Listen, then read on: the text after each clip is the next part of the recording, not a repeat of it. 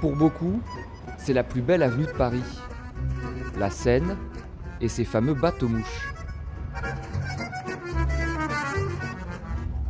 Difficile de trouver meilleur point de vue pour admirer la capitale et ses monuments. 2,5 millions de passagers chaque année, la balade est la 4e attraction touristique de la ville.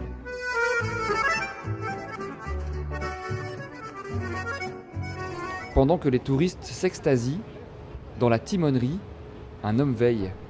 Bateau-mouche Menton pour Royal, place centrale. Bruno est capitaine depuis 29 ans.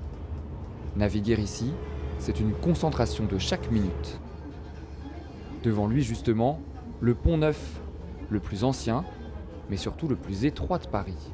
On centre bien l'arche du pont en fait et on garde un cap bien droit jusqu'à la sortie du pont. La manœuvre est délicate, l'arrière du bateau passe à quelques centimètres. Pour ne commettre aucune faute, Bruno est aidé par des caméras qui lui servent de rétroviseur. Il n'y a pas d'appréhension puisqu'on est habitué, mais bon oui on est bien, il faut être attentif, il faut faire très attention à ce qu'on fait. Les bateaux-mouches existent depuis 65 ans. C'est la compagnie historique, celle aussi qui a la plus grosse flotte.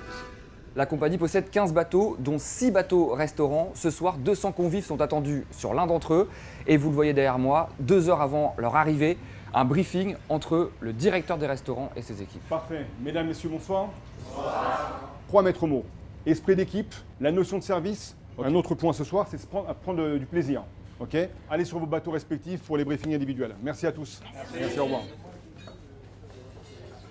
2 magrets, un quasi, un cabillaud. En cuisine, c'est déjà le coup de feu. Pas une minute à perdre, tout est millimétré.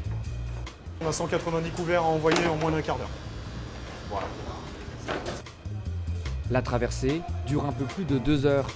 Les plats sont servis selon un timing bien précis pour surtout ne pas rater le clou du dîner, que chaque passager déguste son dessert devant la tour Eiffel illuminée.